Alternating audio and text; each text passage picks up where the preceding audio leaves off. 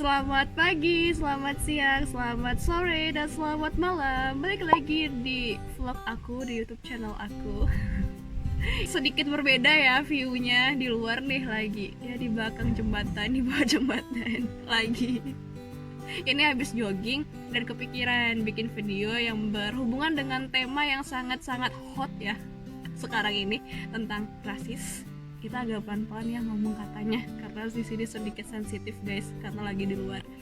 Dan kebanyakan orang bertanya sama aku kalau misalnya aku lagi ngisi seminar, Kak, Jerman rasis gak sih? Jerman rasis gak sih? Nah, sebelum aku ngebahas ini, aku sudah mengajak teman aku yang sebenarnya dari tadi tuh di sini. Aku bakal cerita banyak sama dia tentang pengalaman dia di Jerman. Siapakah dia? Hai teman-teman. Kali ini dia. Kita akan berbicara tentang pengalaman rasis. sebenarnya bukan berbicara tentang pengalaman rasis, cuma menceritakan aja sih. Iya, gitu. Sebelum kita cerita nih Nov tentang pengalaman kamu dan pengalaman aku, kita sedikit meluruskan. Jadi jangan sampai kita menyamaratakan atau apa ya menyamaratakan kalau Jerman ini negara rasis atau negara tetangga, negara manapun A, B, C, D itu rasis. Karena sebenarnya rasis itu juga balik lagi ke diri kita sih, personal menurut aku. Iya, Bahkan kita sendiri nggak sadar gitu kadang bersikap seperti itu. betul banget. Kan? Padahal Jerman itu salah satu negara yang toleran banget menurut aku sendiri sih gitu. Ya, jadi ini balik lagi ke pengalaman personal, ke personal orang itu, si pelaku itu. Jadi bukan ke negaranya. Bahkan di Indonesia ya banyak juga kan Iya orang-orang. banget gitu. Oke, itu dia sedikit openingnya ya. Disclaimer dulu sebelum nanti ada omongan miring guys. Oke, kalau kamu pernah nggak mengalami hal-hal seperti itu?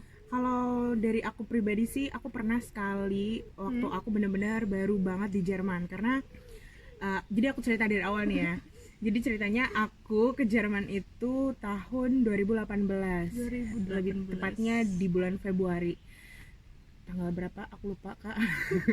Terus jadi aku tiba di Frankfurt. Kita percepat aja, intinya 2 hari aku udah di Jerman ya teman-teman. Aku di sini berangkat bener-bener sendirian. Maksudnya kalau dari anak-anak agen lain biasanya kayak bersepuluh, bersebelas dan berbanyak ya. Agen. Terima kasih. Ya jadi aku pakai agen gitu. Cuman Agen. makasih loh ya. Emang ada nggak? Ya sama Ya sih. udah. Jadi aku singkat cerita aku bener-bener sendirian gitu. Dan begitu aku sampai di Frankfurt, aku cuma ditemenin 2 hari doang gitu. Setelah itu aku bener-bener ditinggal. Dan kalian tahu kan gimana sih anak baru nyampe Jerman emang langsung bisa bicara? Enggak kan gitu. Ya, aku bermodalkan bahasa Jerman dengan yang dikit aku ya. pelajarin di Indo gitu. Dan aku belum bisa ngomong dong. Nah, suatu saat aku lagi di stasiun tempat penungguan bis, apa lah ngomongnya. Iya, stasiun. Iya, stasiun. Ya, kayak gitu lah ya. Halte. Halte bus gitu. Dan aku tuh habis apa itu? Pokoknya intinya aku malam hari ya, sekitar jam 7-an itu aku pengen pulang ke rumah. Itu 2 hari kamu di Jerman kan? Iya, sekitar 2 hari. Iya, 2 hari aku di Jerman, tapi pas malam itu ya. Pas malam Nggak ya. siang nih ya. Oke. Jadi aku tuh pengen pulang. Ceritanya aku tuh udah beli tiket. Aku masuk ke bus dong gitu. Nah, pas aku nunjukin tiketku. Jadi di sini kan kalau mau naik bus harus nunjukin tiket. Iya. Kalau di daerah yang aku tinggalin waktu itu ya, aku udah nunjukin tiket dan di situ tuh bapaknya bilang kalau ini tiket tuh nggak Nggak berlaku.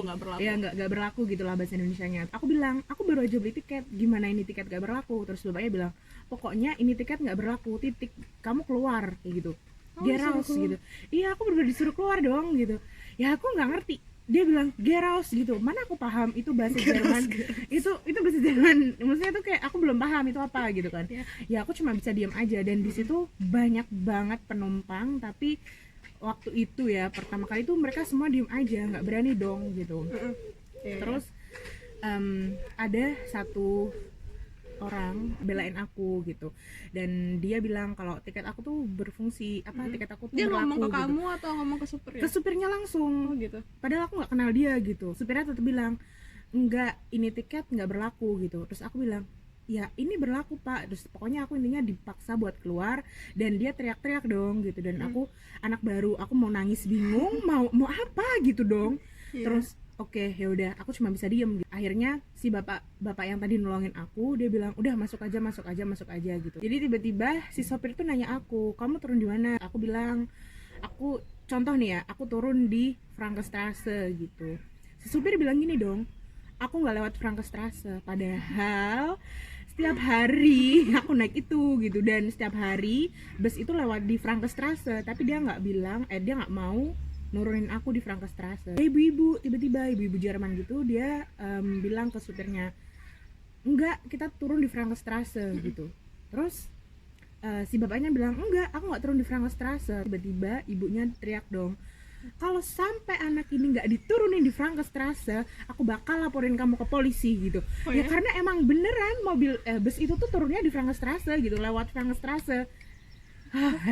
Dan di situ aku ngerasa senang banget karena ya aku masih baru di sini, tapi betapa senangnya gitu. Oke, di satu sisi ada orang yang ngerasisin aku, tapi di sisi lain ada orang Jerman yang bener-bener toleran banget dan ngebelain aku gitu. Itu belum seberapa guys. Terus tiba-tiba ini berarti ada klimaksnya lagi guys. ya udah kan, aku nurut aja. Terus intinya aku naik bus dong, udah tuh jalan sekitar ya 20-30 menitan sampai ke rumah aku gitu. Gila, ini luar biasa. Masih ada klimaksnya, kita dengerin ceritanya. Jadi tadi kamu pas naik itu kamu bilang kamu bakal turun di ya Frankenstrasse anggap kayak gitu. Terus ibunya bilang ke bapaknya kalau sampai anak ini tidak diturunkan di halte ini bakal dilaporin ke polisi. Nah, terus sebelum sekitar 2 menit atau 3 menit sebelum nyampe halte Frankenstrasse, di situ ibunya teriak lagi dong. Padahal itu posisi bus bener-bener penuh banget guys. Kalau kalian tahu, itu bus bener-bener penuh banget. Bener-bener dempet. Penuh, iya penuh banget. Tahu sendiri bus panjang, tapi tuh penuh banget gitu. Dan aku nggak duduk karena aku posisi di situ aku tertekan banget, aku takut. Dan ibunya itu di situ selalu di posisi aku gitu. Oh, dia selalu di posisi kamu, dekat kamu. Dia selalu di posisi samping aku, tapi dia duduk di situ posisinya gitu. Nah, sekitar 2 menit atau 3 menit sebelum nyampe di halte Frankenstrasse, ibunya ngingetin si bapak sopir itu lagi dong, kayak gini, sampai anak ini nggak turun di halte Frankenstrasse, aku bakal laporin kamu ke polisi. Kayak, kamu tuh rasis. Ibunya tuh ngomong. Iya, ibunya ngomong kayak gitu sendiri, kayak gitu. Terus kamu rasis gitu kan. Tapi si bapak bener-bener cuma diem pucet dan nggak bisa apa-apa gitu. Nah, begitu nyampe di halte Frankenstrasse, aku udah takut dong gitu. Aku gak bakal diberhentiin di sini. Aku masih baru, malam jam 11, terus aku ntar harus turun di mana gitu kan.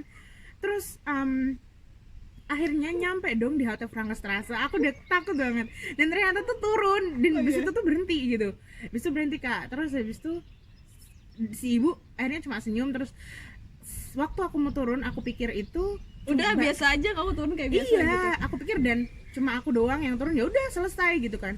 Dan kalian tahu si ibu awalnya bersorak gini, akhirnya dia turun dan semua satu bis itu bersorak-sorak bilang selamat kamu menang kayak gitu. Itu semua satu bus dan aku shock dong gitu. Terus kayak aku kayak gimana sih, orang Asia tuh selalu menunduk gitu kan. Aku kayak menunduk dengan sangat terima kasih banget atas support kalian kayak gitu.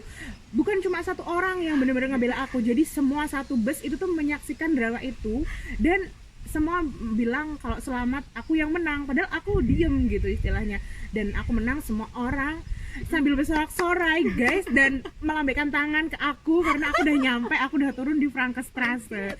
Jadi kayak begitu ceritanya. Itu kayak di film-film yang kamu memenangkan suatu perlombaan, kejuaraan, terus orang-orang pada tepuk tangan. Bener banget. Di situ aku senang banget. Itu bener-bener pengalaman pertama kali aku ke Jerman, tapi ya pertama kali dirasisin, tapi di situ aku juga bisa ngambil nilai positifnya. Orang Jerman kalau emang kita benar, kita bakal dibela kayak gitu istilahnya.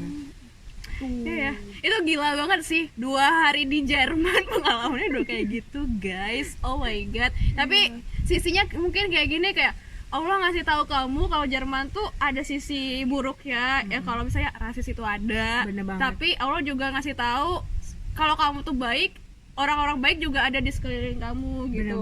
Bener banget, setuju aku. Ya jadi kita nggak perlu takut gitu, asalkan kita tidak melanggar aturan di sini, norma-norma di sini. Ya itu kan ya pasti ada orang yang bakal nolongin kita gitu. Iya, seperti itu. Selain itu ada nggak? Itu gila banget. Aku aja aku nyampe Jerman nggak pernah kayak gitu. Aku ya seburuk-buruknya pengalaman rasis gitu. Itu paling dilihatin dari bawah sampai atas. Ini kenapa pakai jilbab apalagi kalau musim panas gitu. Iya gitu. Terus kadang ada juga yang nanya nih, kamu punya kuping nggak? Itu aku pernah banget gitu. Iya terus aku bilang, ya aku punya kuping, ya ampun aku gitu. Gara-gara ditutup gitu kamu dikira nggak punya kuping. Iya kan orangnya mungkin ini orang punya kuping nggak ya kira-kira kayak gitu. Jadi aku ditanya aku punya kuping. Coba kalau yang baik nanya tuh ya aku pernah ditanya nenek-nenek gitu, kamu nggak panas pakai ini padahal kan lagi summer gitu. Terus aku bilang nggak panas, udah biasa gitu. Terus ya pengalamannya lagi paling orang mabuk ya maklum gitu kan, dia udah nggak sadar. Terus ya kamu di sana, balik ke sana ke negara kamu ngapain kesini kayak gitu. diusir padahal ya aku nggak tahu negara yang dia maksud, mungkin gara-gara pakai jilbab atau gimana, tampang Asia juga gitu ya, nggak ada hubungannya sih sebenarnya, mungkin karena jilbab sih, karena yang terlihat gitu kan. Iya, dan dia mabuk jadi ya udah bodo amat gitu kan. Ngapain dipusingin banget, orang lagi mabuk kan. Terus apa ya, ini pengalaman aku sih nggak separah kamu sih. Emang gimana Kak, coba pengalamannya Kak? Kalau ini gila, itu parah banget, itu emang terasa gitu. Kalau aku paling ini secara halus. Iya coba gimana? Jadi aku lamar kerja, terus kan pekerjaannya itu emang berhubungan dengan banyak pelanggan di toko roti gitu kan. Terus aku apply gitu, terus ibunya ngeliatin aja ya, itu lagi sesi wawancara. Dia nanya, kamu pakai jilbab ya tiap hari, kata gitu. Iya aku pakai tiap saat gitu ya, dengan bangga ya. Dipuji. Melayang dong, melayang terbang padahal nggak dipuji. Terus iya aku pakai jilbab tiap saat, aku bilang gitu. Oh bisa nggak jilbabnya dibuka aja kalau lagi kerja, katanya gitu. Terus enggak sih, dia nggak bilang gitu sih, pokoknya dia intinya nanya gitu, kamu pakai jilbab nggak gitu tiap saat gitu. Iya aku pakai jilbab selalu gitu, berarti kan tidak pernah dibuka ya kalau lagi di luar. Ya udah selesai sesi wawancara, dia bilang nanti akan kita hubungi ya gitu. Sampai sekarang guys, nih itu sejak tahun 2015. Sekarang gila, udah 2000. itu lama banget loh Kak, bertahun-tahun. Sampai 2020 sekarang nggak ada kabar sama sekali. Gila, itu mah secara halus banget ya penolakannya, gila sih. Tapi digantungin dong. Sejak digantunginnya 5 tahun, aku udah dapet kerjaan lain gitu. Di sana kayak aku mikir, oke, sejak dia bertanya seperti itu, oke, nggak ada, ini kayak nggak ada chance aku untuk kerja gitu di sini. Nah, jadi itu dia sih pengalaman dari aku yang tidak terlalu parah ya kalau dibandingkan cerita sama Novita. Atau mungkin dari kalian ada cerita yang lebih parah lagi daripada pasti sih banyak. Kalau menurut aku ini ya biasa aja sih. Iya, pasti banyak. Aku pernah dengar cerita yang dia dimintain uang sama preman gitu malam-malam. Oh iya. Jadi dia makanya kita waktu itu di suatu kota ya. Tidak mau menyebutkan kotanya, takut aja. Terus dia kalau tengah malam tuh kita harus hati-hati gitu. Kalau enggak ada istilahnya premannya gitu yang emang nggak suka sama pendatang. Kalau kita sendirian atau sama teman-teman yang nggak rame gitu, ntar diikutin, terus dimintain uang gitu. Terus dikasih sama dia? Ya, dia kasih sih, karena atau dia nggak ngasih juga, atau dia cuma bilang, ini aku cuma punya 1 euro. Aku tuh juga nggak punya uang. Tapi dia nggak mabok kan Kak? Dia nggak mabok, dia sadar. Tapi dia emang bagian dari sekelompok orang yang nggak suka sama pendatang gitu. Terus ada juga di satu kota teman aku cerita gitu ya, yang tiba-tiba dilempar sama botol cabe. Jadi jendelanya kebuka terus dilempar sama botol cabe, air cabe gitu, disiram air cabe ya gitu. Terus gimana? Ya udah kayak gitu. Untung dia nggak di depan jendela, jadi nggak kena ke matanya gitu. Jadi setiap orang punya pengalaman yang berbeda-beda ya, dan tidak boleh menyamaratakan kalau negara ini rasis gitu, karena itu balik lagi ke personalnya, ke individu masing-masing ke individu sih. masing-masing. Cuman ya apa ya, di Indonesia sendiri bahkan juga ada pengalaman kayak gitu kan. Jadi dimanapun kita berada, kita berkemungkinan mendapatkan pengalaman seperti itu. Tapi skalanya ya nggak tahu, bisa rendah biasa-biasa aja kayak cerita aku, atau kayak Novita yang lebih tinggi dari aku, dan ada lagi yang lebih tinggi lagi Iya, gitu. benar. Jadi mungkin tetap hati-hati aja sih dimanapun kita berada. Dan kita tetap harus ikut membantu mental, mensupport mental orang biar dia tuh nggak berlaku seperti itu gitu. Kalau bisa kita semua di sini sama guys, nggak ada warna hitam atau putih atau kamu siapa, kamu berkerudung kamu enggak gitu. Kita sama-sama manusia gitu. Ya, dan manusia itu sempurna, yang punya kelebihan dan kekurangan. Masing-masing. Dan apapun yang Allah ciptakan itu pasti punya apa ya, hikmahnya gitu. Kenapa dia punya warna kulit seperti ini, pasti ada alasannya gitu. Kenapa rambutnya seperti ini, ada alasannya. Kenapa dia pakai jilbab, juga ada alasannya gitu. Yang penting ya berbuat baik sesama manusia sih. Iya sih, itu sih yang penting ya. Kalau kamu menanam suatu bibit yang bagus, ya kamu pasti memanen bibit itu bagus gitu. Ya kalau kamu sendirinya berbuat jelek dari awal gitu, ya nggak tahu ya suatu saat gimana gitu. Jadi ya kita harus berbuat baik sih kuncinya. Apa yang kamu tanam itu yang kamu tuai. Jadi ya dimanapun seperti itulah. tetap semangat aja, berbuat baik sih menurut aku. Selagi kamu baik, ya kenapa kamu harus takut gitu. Dan jangan lupa berdoa, punya teman yang baik-baik juga, karena lingkungan juga mempengaruhi kita gitu.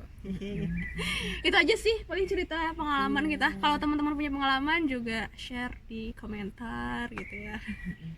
Dan jangan lupa like, subscribe, subscribe gini. like, comment, dan subscribe YouTube channel aku ya guys, dan share ya guys ya, supaya dia nih rajin bikin video guys. Kadang tuh cuma ekspektasi doang, lu pengen bikin ini, tapi tuh gak dibikin-bikin dong. Itu behind the scene, oke? Oke, kalau gitu selamat apa ya? Selamat apa sih ini? Selamat pagi enggak? Selamat berakhir pekan, karena di sini hari Sabtu. Dan kita mau jogging lagi guys. Oke, dadah. Bye.